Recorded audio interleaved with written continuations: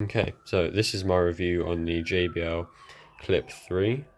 I'm just going to cover the features of it and then give a sound test, which doesn't mean much, but there should be another video comparing it to this Go 2, which will give you a bit more, you know.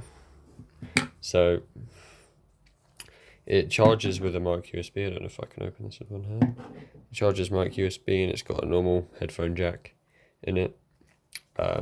It's got all the normal buttons you would expect on a JBL speaker, and I think that would be a mic, so you can have calls and stuff.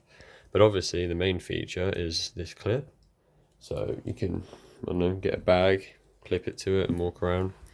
I haven't made use for it, but it could be if you yeah, well, it just makes it more portable, doesn't it? And it's also very light. I'd say pretty much the same weight as that, to be honest. And the sound, from my perspective, is the same volume as the Go 2, but it has a bit more bass to it. It's a bit deeper, which is always nice. So I'm just going to play some sound through it and see if you, yeah. We are dreaming in the dark. We are nothing more than dust. Search but you stay lost. We are